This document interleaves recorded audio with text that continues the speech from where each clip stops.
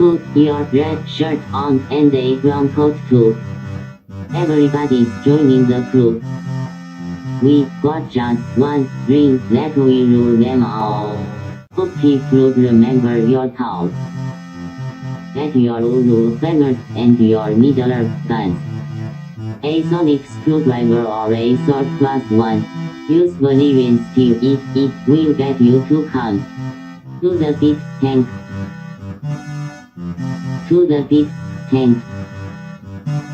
The Rocky Mountain pit, tank.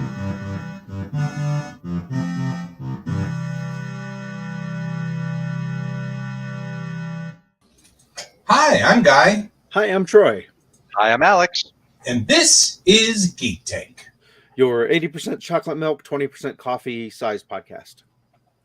Today we're going to discuss Troy's drinking habits, which apparently involves 80% something, something chocolate milk, something, something coffee. 80% proof chocolate milk. No, We can make that happen. I don't think it's percent. You just say proof, right? Just 80 proof, not 80% proof. Correct. Okay. One or the other. When I said it, it sounded wrong. That's because it was. Hey, Brent. I caught myself. Well, how have the two of you been? We both worked on IndieCade. You're on the wrong mic again, Guy. I am on the wrong mic. Why does it pick the wrong mic? Why does it always pick the wrong mic? No, I'm going back to full activity this week. Last week I took it easy. I taught martial arts for a couple hours on Sunday, went dancing Sunday night for a few hours, worked a 10-hour shift on Monday, a 14-hour shift on Tuesday, phone interview on Wednesday, in-person interview lasted an hour and a half on Thursday, and did some stuff to work on my resume. Then what did I do Saturday? Some gaming and stuff, and other stuff. Of course, taking care of sick wife and kid, and then Sunday, and I also taught martial arts for 5 hours Saturday. So taking it easy for me. Yeah. Wow. I'm tired from just listening to you describe it. I'm going to bed now. Bye. Well, as long as it was 2 days in bed by choice and not 2 days in bed by illness or other, Brent, then that's probably a fun choice. 2 days in bed with a safe word? Heck yeah. Oh. Just don't forget it. My safe word is COVID. It works. Cool. Yeah. Sorry I was a little bit late getting on the podcast today, guys. I'm reading A Wizard of Earthsea to Nova, and it is a great book. So That's yeah, good. last night had like multiple mini tragedies happen one after another, but they were mini tragedies because they were like nothing life threatening or hospital inducing. Okay. But it was Victor had been sort of sick on and off throughout the day, and we're coming up to the time where it's like I'm the last one left in the living room. I'm like, okay, I've got some kitchen chores I need to get done before I go to bed because I'm finishing up cleaning up and cooking stuff for tomorrow, and just about to do that when I hear Victor tosses cookies in that. No. I'm like, oh crap. And I hear him like very weakly going, Dad. And so I get up and make my move and go in there. And apparently he was, I guess, either trying to get to the toilet or sitting on the toilet with the lid down and then just lost it. So instead of it going where it should have gone, it was all over the floor on the carpet, the little carpet thing. And I'm like, okay, very carefully come out of it. And then before you leave the room, remove all of the clothing that has been contaminated. And then go stand at the kitchen sink in case it happens again while I take care of this. Yes, the sink with the disposal unit. Yes.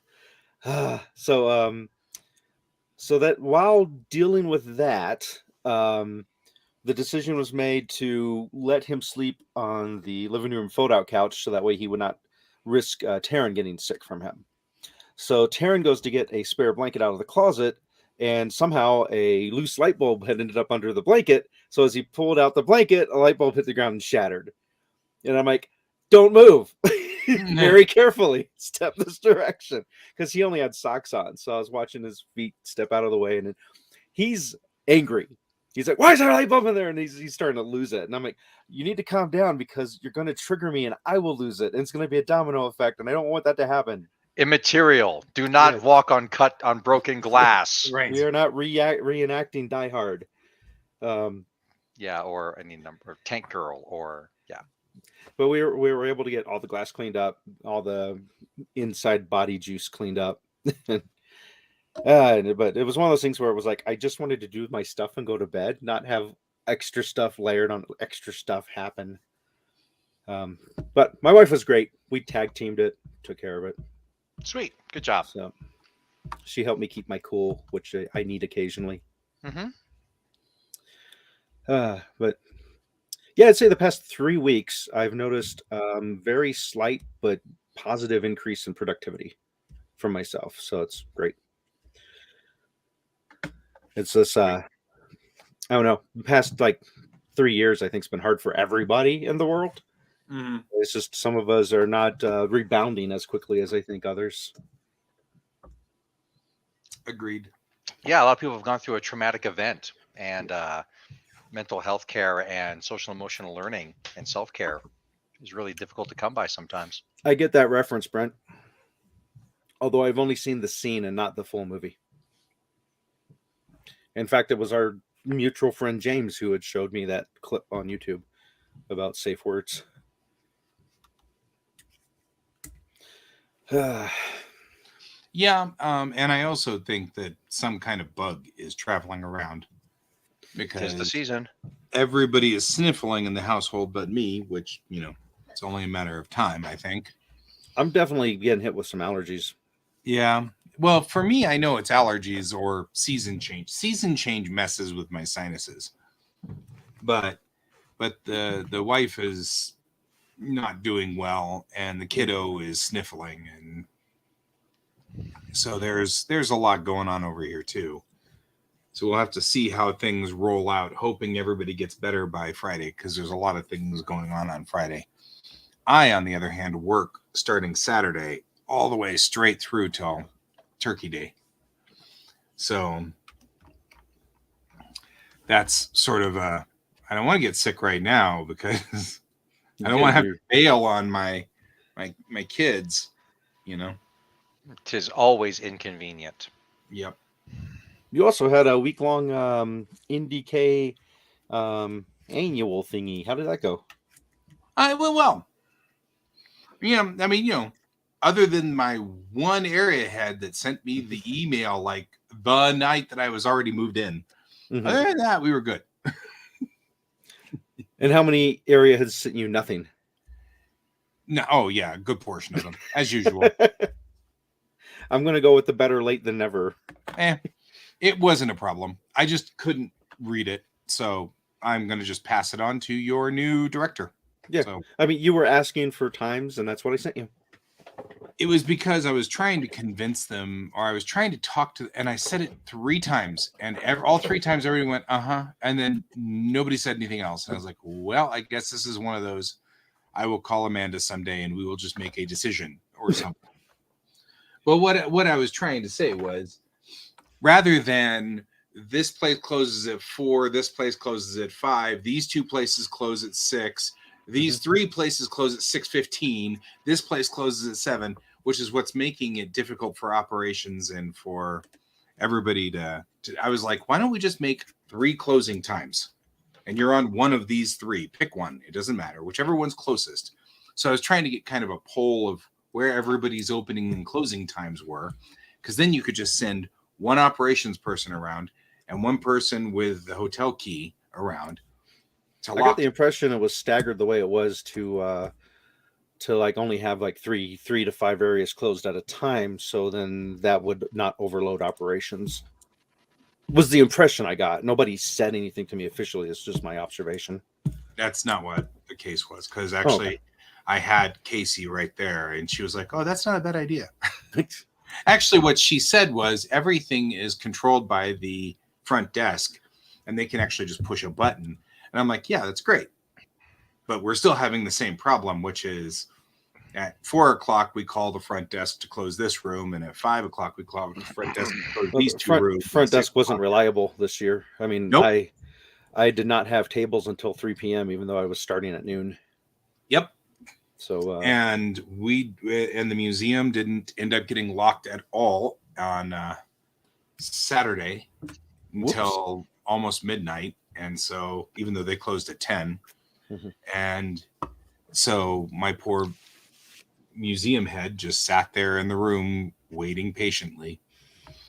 And that was unpleasant. And then the next morning he got up to find the door was already unlocked and nobody in there. And the room completely empty with a tumbleweed blowing by.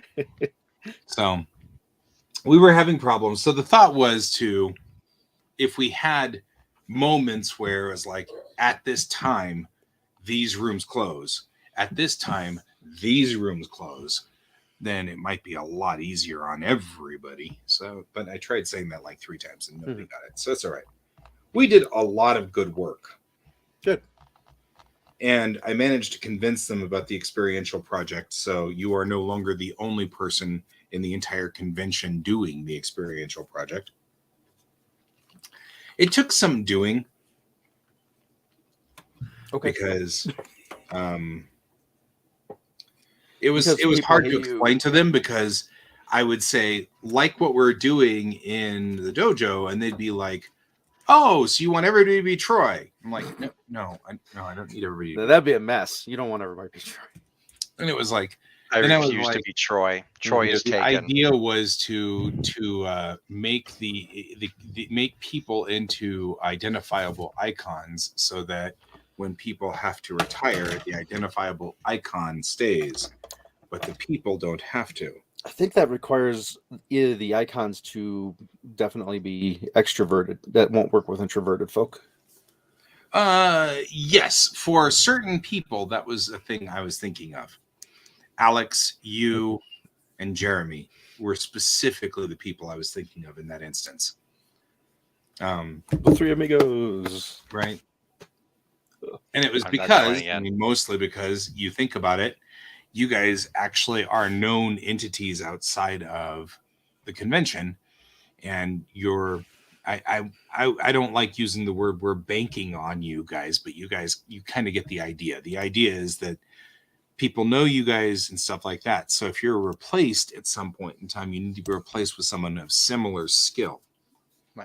So my initial thought is, at least on the socials, for me, it's like that asshole in the pirate hat. So, you did get the message that we want you to flip flop around so that the pachinko machines are visible through the door. Yeah. He did not say that in specific, but I figured. Yeah, I am paraphrasing. Yeah, put the sparkliest things in front. Yeah, he wants things up in front. I'm already thinking like, yeah, we can probably, if we can. Honestly, this discussion does not need to happen now on the cast. No, it does not. But it's definitely something that's easy to totally talk about it. There's other fun things to talk about. And like did we mention how we all hate you and want you fired because of all those horrible things you did? Yeah. Ha! Joke's on you. I can't be fired. Right. Not by you, not by anybody. Yippee-ki-yay. You're not my real dad. You're not my real director. You're not my real director. Oh, man. No, if they wanted to fire me, they just fire me, obviously. Of course. So. No. I know who's in charge. It's actually, cool. Of all of the areas that we talked about, your 2 areas were not high on our priority list because you guys just run fine. Nobody needs to mess with it. You guys know what you're doing. Now we're talking about OG badges and stuff. I totally PM'd Marcus Aurelius. Damn, it feels good to be a gangster. So, geek pop culture news that I am aware of that is current is Hasbro stock down after analysts criticized handling of Magic the Gathering, and we were. I don't think you were there yet. No, you had to have been there already. Yeah, you were there, Alex. On Saturday night, we were talking about how the IPs are getting out of hand. Oh yeah. Like with that, I was still pretty sober at that point. Yeah. Yeah, Hasbro stock price has fallen nearly 10% today after analysis said the company is mismanaging its Magic the Gathering trading card game business. Good. Eat a bag of baby dicks, Hasbro. Yeah. I don't know. I want the Transformers cards though. We all knew that. But I mean, that also once came I've out. got them, Hasbro can do whatever it wants with Magic. There's I no just other want more. crazy shit for other people. It's- No, Yeah. I think that the issue really is Hi, just Bob. Hi, Bob. just over glutting the market. Mhm. Yeah. Yeah, they're buying yeah, as Sheets, many what up? IPs, as many IPs as possible, and cranking out as many crazy connected products as possible with it. Well, and it's not just there's all kinds of things going on there. Wait, I have a thing I can bring up for this, but it'll take me a second. Yeah, they also did their 30th anniversary edition was crap. It's just bullshit. Yeah, That was and bizarre. and the people- bizarrely weird. How much money could I possibly want to spend on proxies? Wait a minute. I think the answer is, let me write this on a piece of paper. the cost of paper, maybe. How much would I want to spend? And yeah, that's the figure. That's right less than there. me. On a good quality proxy card, I would go as high as $1 if it was like awesome quality. But 50 cents is what I expect on a printed card, because that's what I would charge me at Walgreens to send in something to get printed. But yeah, the 30th anniversary thing was like $1,000, and it came with what was it? It doesn't tell me how many cards, but it was like barely any cards. How about you give me $1,000 and I don't kick you in the nads? Yeah. How about that? I'll give you a fistful of land for $1,000. But they gave away the sets at some event, and every single person who had gotten it sold the sets to make back their money for the tickets that they spent. Yeah. I mean, I would. Yeah. Yeah. And those of you who don't know this, I'm going to click on it so I can give a better description of it. Yeah, $99. I'm sorry, $999. It includes reprints, but this is all still randomized, so it's not like it's a set. You're still getting packs of cards and gambling what you're going to get out of it. I'm going to gamble for proxies for $1,000. Yeah, it's 300 different pieces in it, including tokens, but none of the cards are tournament legal. So what you're buying is useless for tournaments. Mm-hmm. So yeah. So what I have put up here is all of the Magic products over the years. And this is all of their different icons and widgets and doodly wops and stuff like that. Each one of these represents a different set. And we are clearly getting into ridiculous by 22 over here. 2022. I mean, we are way past. In 2021, they put out 46 different sets. And in 22, they've put out 48. Yeah. And I mean, those are specifically they put out layers. 7. Those are specifically secret layers that you're pointing at. Those aren't the actual sets. Those are the secret layer drops that are direct sales from Hasbro, Wizards of the Coast 2. Oh, I see what you're saying. Plus basically print on secret layer drops. That's what it says. Yeah, right they're not print on demand. 1, 2, 3, 4, 5, 6, 7, 8, 9, 10, 11, 12, 13, 14, 15, 16, 17, 18, 19, 20, 21, 22, 23, 24, 25. So there are 25 put out this year. And then 1, 2, 3, 4, 5, 6, 7. I think people that are looking at this could see the scale there. I think my point has been made. Yeah, Magic isn't dead, but Magic is certainly the execs at Hasbro who are leaning on Wizards are I mean, that's my opinion. Are definitely doing the kind of thing where it's like, in a box. Oh, let's try to get as much money as possible before we burn this down. Right. But still, I mean, I'm looking here at let's say 2004, 5, and 6. Where there were 3 or 4 sets each for that duration. You know what I mean? But I mean, this is ridiculous. I don't even know what a secret layer drop is. You're correct. It is worthy of ridicule. So secret layers are what's the best way to describe them? They're specific cards, so you're not buying mystery cards with a secret layer set. Each set's in fact one that I was considering getting, but it's going to be cheaper just to buy the singles and avoid the super expensive ones. Junji Ito did the art for one of the secret layer drops. Okay, that's in fair. his style. But they pick an IP and they slap stuff in it. I think the first one I heard of was when they did lands. They called them the Godzilla lands, but they were just basic lands. But the artwork had silhouettes of like Godzilla in the background. Yeah, it's not just a separate IP, so that is a large part of it. They have Street Fighter, they've got Warhammer, they got all sorts of stuff. It is really just supposed to be like, I mean, what it's supposed to be is make a lot of money. So what they wind up doing is they sometimes use different IPs or they use alternate arts. Sometimes and within IPs, sometimes they just be like, hey, this is a cool artist, like you said. I've bought a few myself. I bought the Dracula stuff because that's really up my alley. And I like the art style and such. I've also bought like the kind of the Sumie kind of style Kamigawa cards. I love those. I mean, I love Kamigawa in general. That was a good set. Yeah, and so it's not, there's some cool stuff there, but it's like they do tend to, like I said, they're just really going after people who, they're cashing in on people's feelings of FOMO. They're just, and it just seems like obviously it's making a lot of money for them, and they don't care, about anything else but that. So.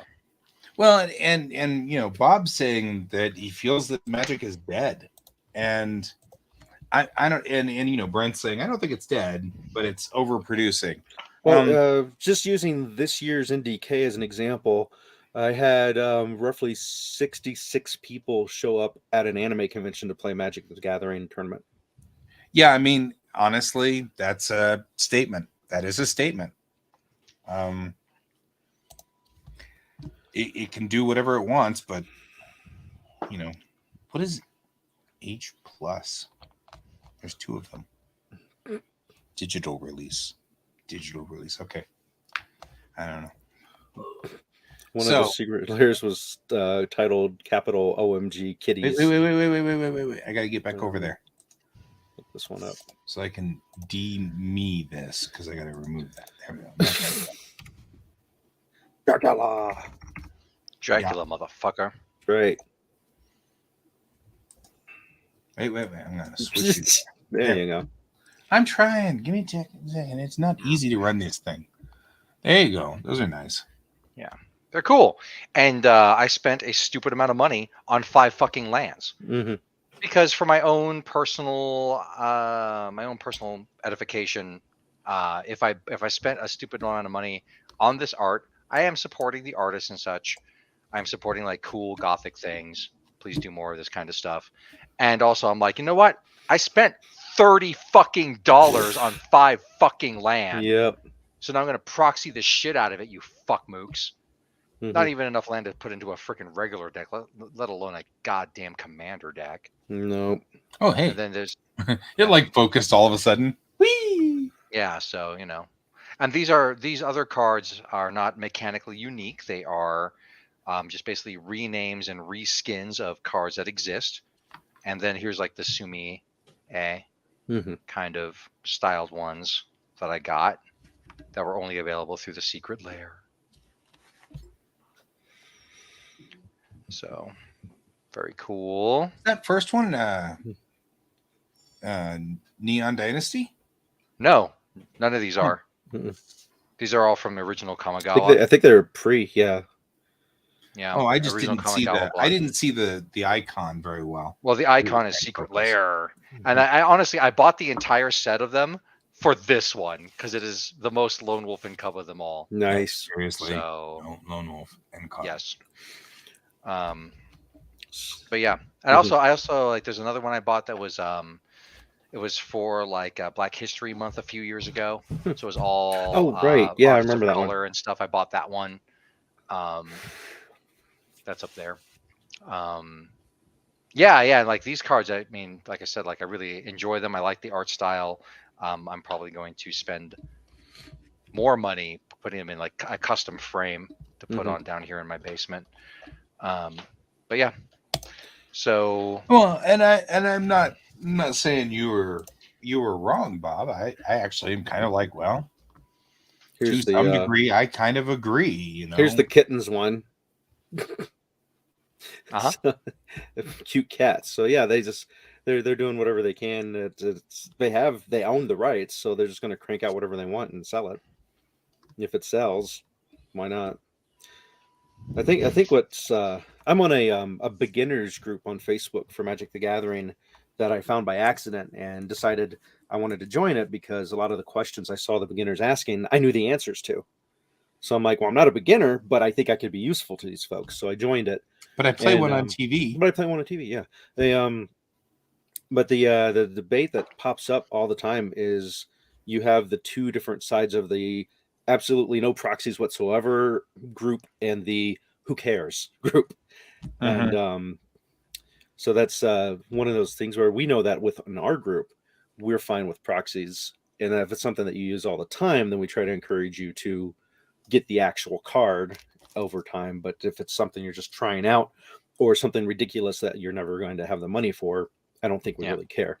Yeah, and I think like even if we're like, you know, oh, Mishra's Workshop is a couple $1,000, whatever, put in your deck, who cares? But it's not like we're like making proxies of like, here's my deck of, remember, Sheets will probably remember this one, or he might not. I'm just a crazy person.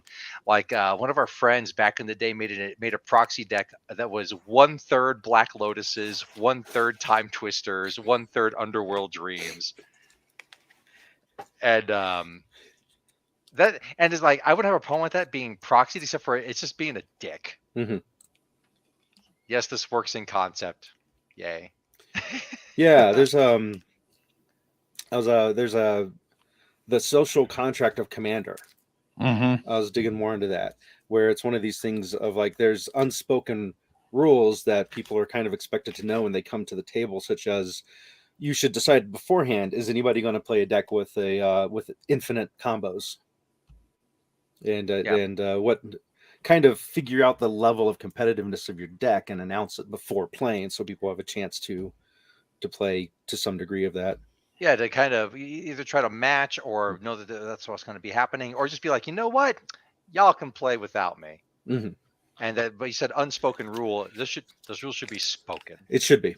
The social contract is something I think needs to become kind of the way session zeros have become with role playing. If you're sitting down to play with Magic folks that you've never played with before and you don't know each other's style, hey, do you care if there's proxies? Are you playing super competitive? Charizard. Yeah. I still tell the story of, I show up late to Bob's house. Mm-hmm. There's a giant group game going on. Jump on in, Alex. I'm going to play like 4 rounds. Nah, I'll play some Super Street Fighter 2 Turbo on the SNES. I'm cool. I'm playing. I hear behind me our friend JD. Double fork Scheherazade, Zod. And Bob goes, I'm out. And comes over and plays Street Fighter with me for the next like 5 hours. You're not wrong. Yeah, no, I mean, it's like, yeah, if you're just you're just your friend group playing, like the style I say that we play around the table with us is like, kitchen sink, kitchen table. Mm-hmm. Do whatever you want. Don't be a dick.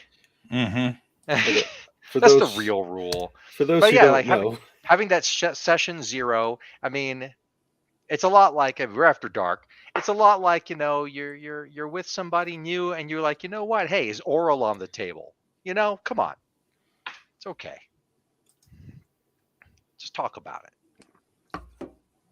Just in case anybody's watching this and they had no idea what Scheherazade was, and this is before any of the Unglued or Unseries.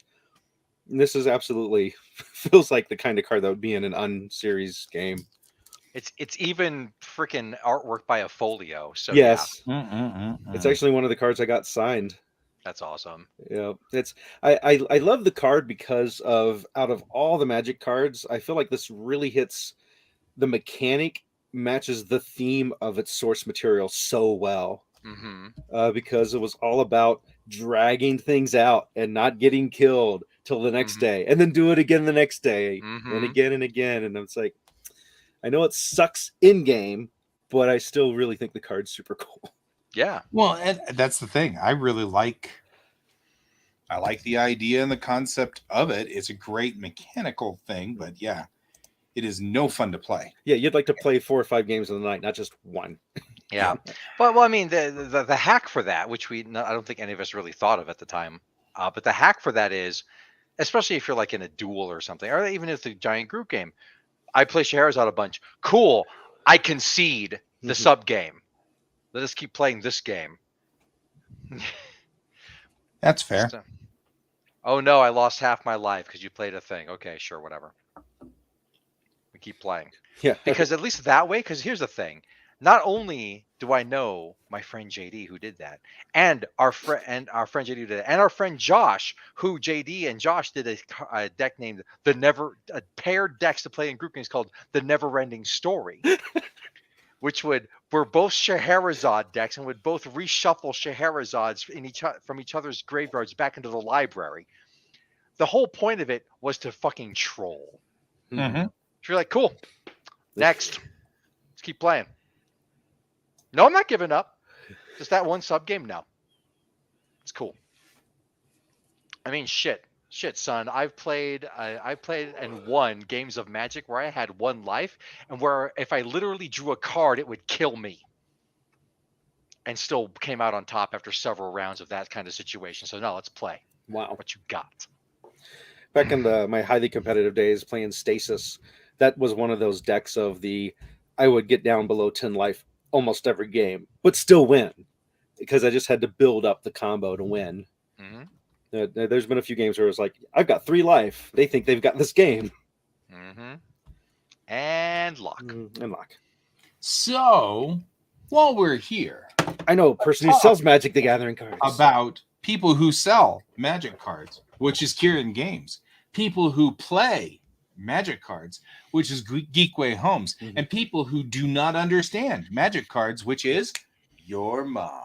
No. I think your mom is definitely up for the is oral on the menu conversation. Your mom.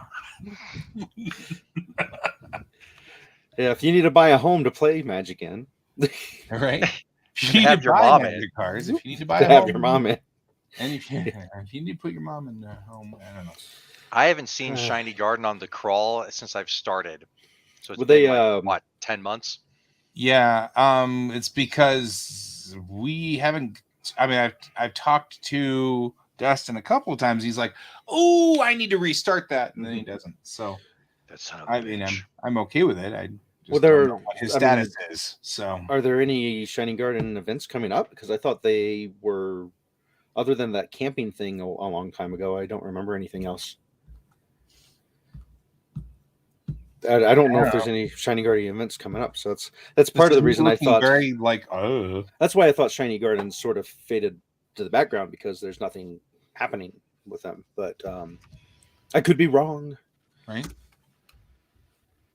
Could be wrong. I doubt could be right. Yep. Yeah. Anything could happen. Yeah, Hexacon's coming up. Most definitely Hexacon. Are they still being sponsored by Shiny Gardens? They are Shiny Garden, I thought. Oh, speaking of this is hexes, why we don't do it by automatic. Speaking of hexes, what's the follow up on that Hasbro Kickstarter? Yeah, not good. They are not hitting their goal. Let me pull it up real quick. I don't think they were even breaking the halfway point yet with that. They're close to the halfway point, but they've only got 1 day and 25 minutes left to go. Oh fuck, man! I'm sorry, Troy. The problem is Hasbro, although they did good with giving Avalon Hill some run with it and pulling in some really experienced hero scapers like our guest that we had. Yeah. They didn't give it more lead up time and promotion before they fired it off. They kind of came at it kind of backwards. They fired it off and they're like, "Quick, promote this." It's like, but it's already rolling down the hill. And we have to it's terrible. And then they started hearing all this feedback. They didn't do any polling before they did it. So midway through the campaign, they actually changed the design of the cards in it because they didn't match the original cards.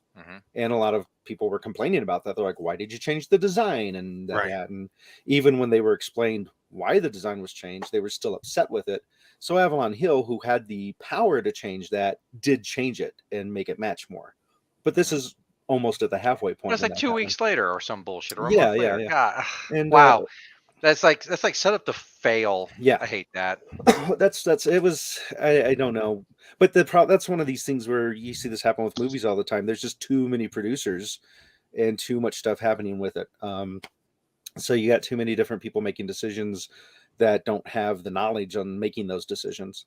And it was kind of one of the biggest, well, there's two really big complaints that were coming out. One, the miniatures aren't painted. That's not practical anymore, because companies have gotten a lot more conscious about farming out slave labor to China to paint miniatures. Which good. I'm glad that they did that. Good. But that means you can no longer spend $40 and get 20 painted miniatures in a game. Also, And, definitely a thing. and so there are people who are really upset about that, but it's kind of like, look, you could get painted miniatures, but the amount it's going to cost you to buy the game is going to be the same if you just hire somebody privately to paint your miniatures. So it's not a problem. You're going to be spending that money to get what you want.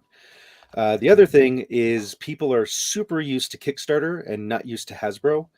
And Kickstarter typically offers you entry tier levels. So it'd be like, well, I just want the base game with 10 figures and a handful of terrain or whatever. I'll do $50 for that. And then all the way up. But they did just the maximum. Here's absolutely everything for $250. So like Bob was saying, $250, that's a really high price point for a lot of people who, especially if they don't even know what the game is. But it's it's if you priced it out per piece, it actually is a good deal, but it doesn't matter how good of a deal is. $250 is still $250. It's a lot of scratch. Yeah. So I was Because I wouldn't be uninterested, but I can't do 250. There's No. no way. You can't do it. No. Yeah. But I was looking at other games, like a game I have called Unmatched. It's like $30 for the base set. You get 4 dudes. They come unpainted, no 3D terrain, just a flat map. But then each dude has their own specific set of cards for the mechanics of how the game plays. So you get like 30 cards per dude. So, and it's like, well, if that's what people would be willing to pay for a pared down version of Hasbro, and would be happy with just a couple of guys to fight each other and then build off of that, I think it would work. So you give them a taste, here's like some stuff at low points, and here's some stuff at high points, and Well, I also think if they sold lots of little pieces so that we could buy bits and pieces and things, I don't know.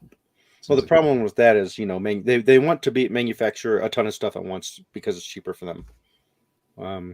In a magical world where I could just like make things happen, I would have CMON, which stands for Cool Mini or Not Company. I'd have them get they run the best zombie side Kickstarter, because they always have it set up where your maximum tier is going to cost you pretty much what it would cost you to buy in the store, but because of how far it gets with the extras and the stretch goals, you get almost double the stuff.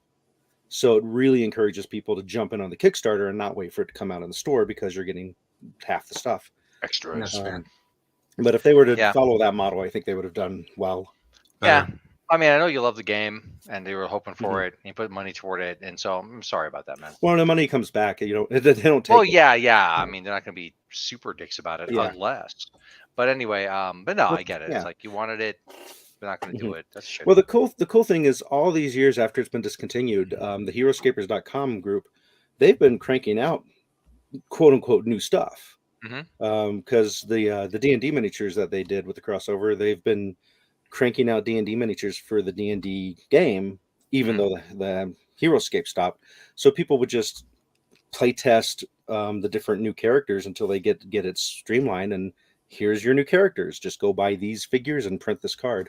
Yeah, take that, corpo fuckwads. Yeah, it's the biggest hurdle I see for current HeroScape fans is that the plastic that the stuff was made off of will eventually get brittle and break the more you're using that. So, but there are STLs out there of terrain. People are printing their own stuff.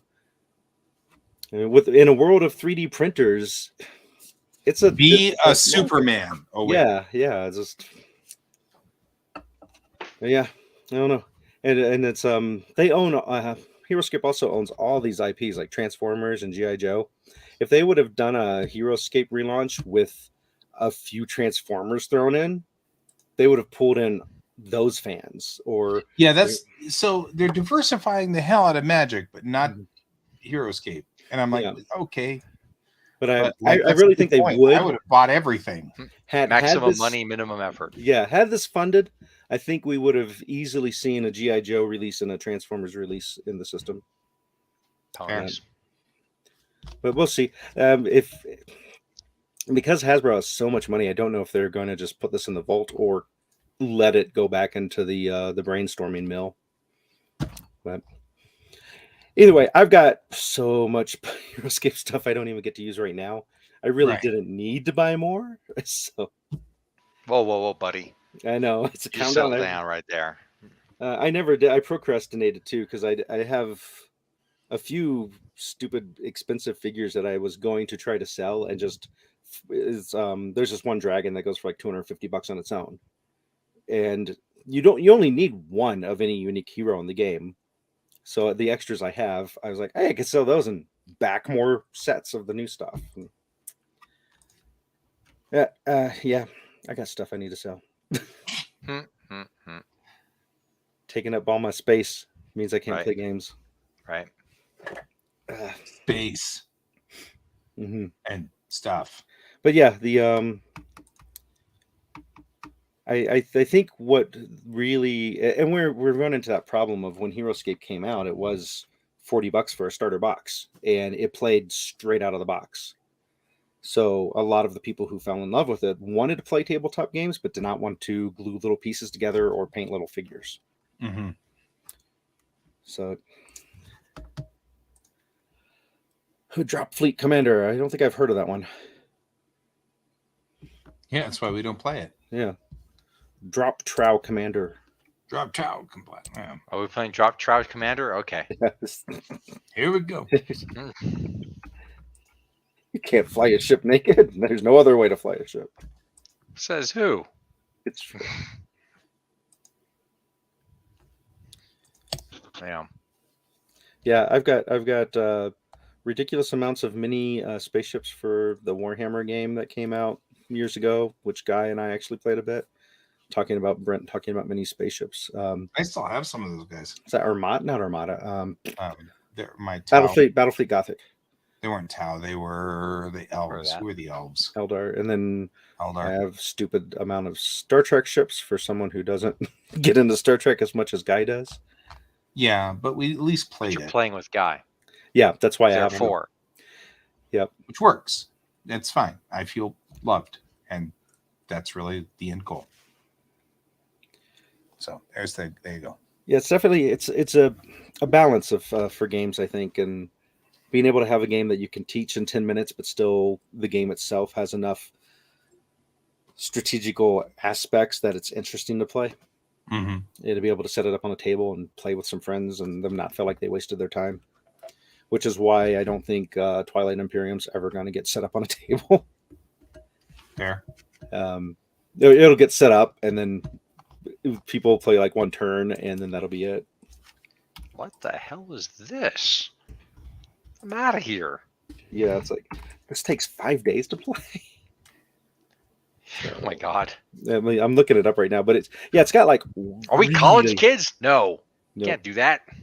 8.6 on the on Board Game Geek, which is a really high rating. The problem with it is the playtime. Where's the playtime out on here? It's not going to show me because it hates me. There we go. 240 to 480 minutes.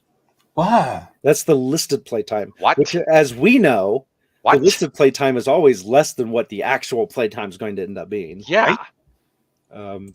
So that's what the people who made the game say how long the game takes. What the fuck? Because it's what they call the 4E game, which has all these different aspects of what do the 4E stand for? Expand, whatever. Explore, engage, extreme. Whatever. That's some crap. Yeah. It's like, who's got time for that shit? Oh, nobody's going to tell me. alleviate. Wait, what? Alleviate. Endless gameplay. Enlist your best friends. Oh, here we go. Explore, expand, exploit, exterminate. Exterminate. So yeah. But yeah, I got a dink and dinged used copy for less than half off because I heard it was a great game. But then the more I looked at it, I'm like, I don't think this is ever going to get played. Fair. That's some bull roar. Uh, It's like, I like, here's the thing. Yeah. For people who are there for it, not to yuck anyone's yum, for people who are there for it, I can totally see that. Because I'm not there for it, but I'm totally there for other things. mm-hmm. Sure. So it's like, yeah, it's like, okay, that is unreasonable to someone like me. Yeah, but I mean, honestly, I could see playing Attack Wing in 4 or 5 different. Now that we know how to do the campaign mode, I could see doing that for a while. You know what I mean? Like maybe 4 or 5 hours. I could definitely see going through a couple of campaigns just to see how it goes. But you're also getting a couple of campaigns. Yeah, that's true. You're getting bits as opposed to open box. 12 hours later, close box. I don't know. Yeah, this would have to be. I have played Axis and Allies. I feel like this would have to be one of those things where, first of all, it's 3 to 6 players, so you can't even play 2 players. You'd have to have everyone in agreement that they're all in for it, and that they have the whole weekend free. They're going to come over Friday, spend the night, getting food delivered in. Yes. Maybe going out and walking around the block every couple of hours so you don't die of blood clots. But yeah, I was never down for 10 to 12 hour games. Oh man. So yeah, this is college day stuff. Way back 1990, this would have been like 94, 95. I can't remember for sure, but it's in that area. Actually, I could figure out by looking at when did GoldenEye come out. You old. GoldenEye was, oh God, I don't know. N64, baby. No, not the game, the movie. That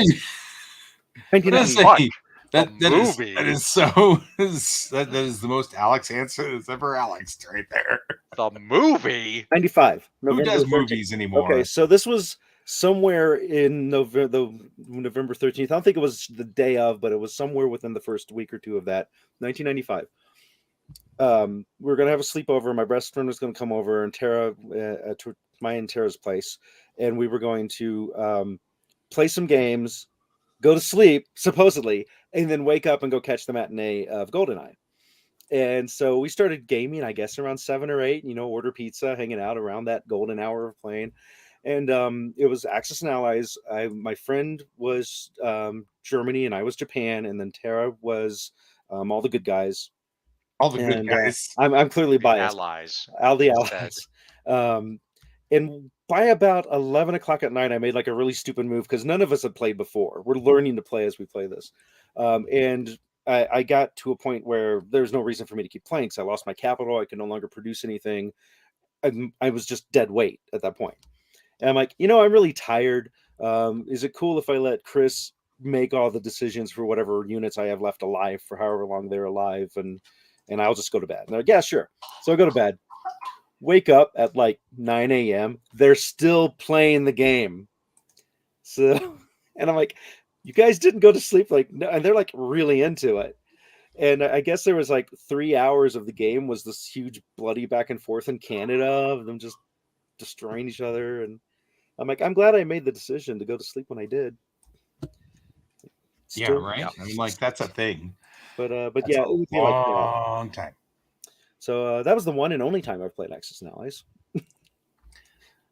I wouldn't mind playing. Bob coming to play some Street Fighter 2 Turbo on the SNES with me. Mm-hmm. Yep.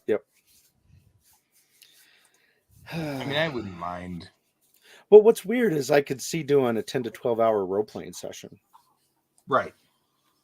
Yeah, I could. I'm down for that. I'm down to be in character and fucking slamming that out. Yeah.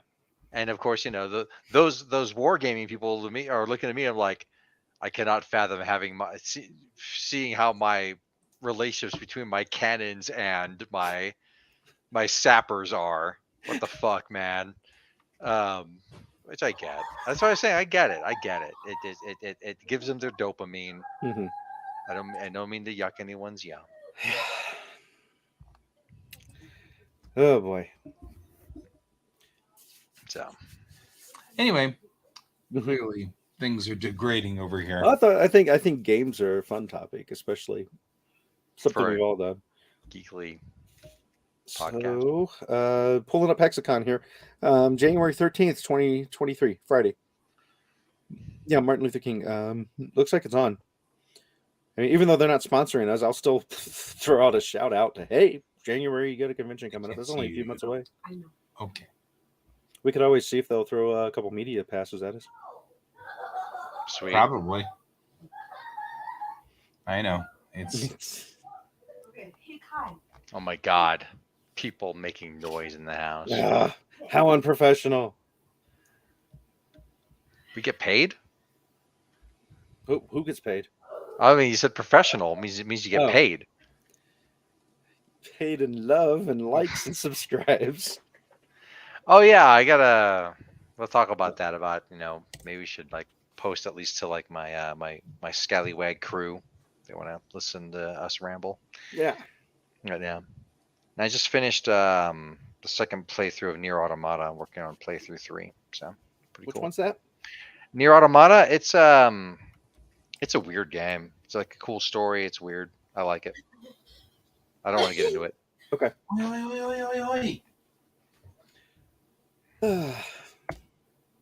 Well, Just thank because I don't want to give anything away. Bob and Brent, and I know you're here, and there you are, Chris from Karen Games. My brain was shutting down on names there. So those are the names I can see and acknowledge. Thanks for watching the show. I see that either there are 2 other people watching or someone's watching from multiple sources. And then if you're watching this recorded, cool. If you watch this live, you can come in and make comments and we'll respond possibly if we see it. So yeah, it's totally a thing. Whenever you do make it back into Denver area, Brent, let us know. We'll get together and play some games. Oh yeah, totally. I think that'd be the thing. That'd be so cool. I am setting up right now for your art side. So break on through something on the art switch side. Do the switch over. Something complete. So okay. Mm-hmm.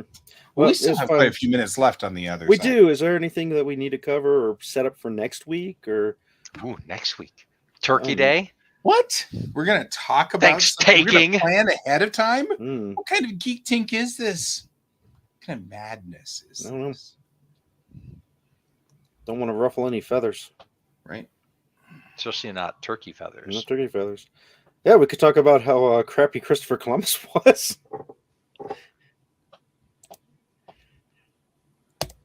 Wasn't that? I don't know what Slapsgiving is. I like saying thanks taking.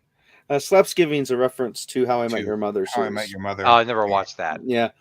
Though the one meme I like from it is when I feel bad, I remember to start being awesome again. Mm-hmm. Whatever it is. I've been drinking. I ended up watching that entire series with the originally my intent was only to watch a couple of episodes to do some character study because I knew a little bit about Neil Patrick Harrison's character Barney Barney. Yeah, the one who remembers to be awesome. Yeah, and I was going to model my Star Trek character after him. It was going to be a diplomat, and so I watched a few episodes. I'm like, this is actually pretty good. So I ended up watching the whole freaking series, and this was after it had finished, and people were like, "We hate the ending. The ending was horrible." Right. And so what I actually did is, after watching a few episodes, I watched the ending without watching the rest of it first. And I'm like, "Oh, that didn't seem so bad." Went back and watched all of it. I'm like, knowing what was coming didn't bother me one bit. Right. Yeah, actually, we watched it all the way through, and even went into the ending blind, knowing that people were like, "We hate this ending," and we were like, "I don't know. I wasn't bad at all." I mean, like, it's kind of the same feeling I had with Game of Thrones. I mean, I get that there are many people who didn't like that ending, but I didn't. You didn't care. It. You know what I mean? Like, I was okay with it. Well, you also didn't mind Phantom Menace, so we have some hairs there. That don't Yeah, line up. I mean, it's like I didn't mind Phantom Menace. I didn't mind. I mean, I'm not going to sit here and say they were the awesomest things that have ever awesomed. But on the same token, I'm like, it didn't bother you enough that you would walk out of a room if it was playing. Right. I didn't. That's where feel we like differ it didn't there. end cap well. You know what I mean? Like I felt like, well, okay, that's a good. I mean, it was a solid ending. I don't know if they stuck it, but it definitely was a solid ending on both of them. They wrapped up the story and everything seemed fine. And so I you know. Read Game of Thrones, Dragon Lady bad. No, Bob's not going to be back till January. Bye, Bob. Yeah, Bob's got secret mission. Good luck on your secret mission there. Sweet. Yeah. Not so secret mission that those of us in the know. No. If you don't know, then you don't know, and you don't get to know. You don't know. Only if you know do you get to know. Now you know. No. Now you still don't know if you don't know. If you don't know, you don't know. Now you know. And then you know you don't know. It's now a known unknown as opposed to an unknown unknown. Right. It's on a need to know basis, and you don't need to know. Nope. Yeah. Cool. Well, have fun with your art show. And I will. Yeah, although we've only really burned 2 more minutes. Just saying. I threw out the Christopher Columbus thing, and it seemed to sank. Well, I mean, like I was trying to figure out why Christopher Columbus now. I mean, we should have talked about that on Indigenous Peoples Day instead. Yeah, I know. Well, Thanksgiving kind of ties into the crappy stuff that's not. I mean, in a way, it does. And I guess that's a good one. And it's kind of, I mean, we could get ourselves really deep into this, but the idea of repurposing a holiday, that could be something we could talk about at some point in time. So, it's like, because like Thanksgiving started out as pilgrims and natives and things. And then there was, light meat and dark meat. Right. But then there was we shouldn't because that didn't actually end well. But then people kind of changed it around to say, well, okay, why don't we just say generic, we're thankful, so that we'll remember to be thankful to people, whatever, sort of, kind of repurposing, because we did that with Christmas as well. It was very much a religious, then it was, all the religious machinations, and then fucking all the proddies. stuff, and now it's kind of just open, like proddies. Everybody just does it. So not so much specifically Christopher Columbus, but just like the massacres and the diseases and the pilgrim stuff. Well, there's nothing you can really do about a day named after somebody who kind of did. Thanksgiving. It wasn't like it was George Thanksgiving that came over on the pilgrim ship. So you can kind of repurpose that.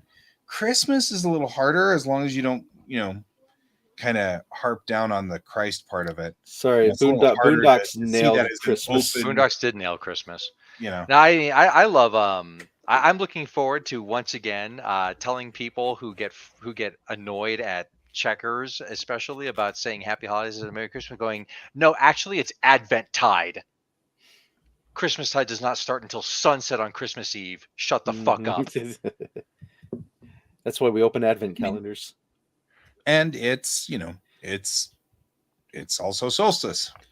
It's why it's there. And solstice not April. For the rest of us. Yeah, it doesn't work as well. Those jagoffs who say it's Merry Christmas. It's right. It's Advent-tide. You're supposed to say Happy Advent. Which, if you just say Happy Holidays, it includes Advent. It does. So.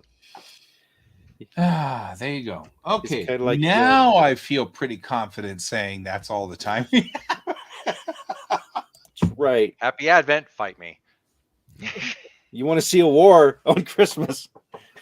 I just got to say fight me at least once every Geek Tank now, I guess. That's right. I like it as your catchphrase. All right. I've got the button ready for the closing. The button? Watch out. It's got a yellow gun. Okay. Okay. That's all the time we have for today. Mm-hmm. I've been Guy. I've been Troy. And as always, I am Alex. And this is Geek Tank. Like and subscribe.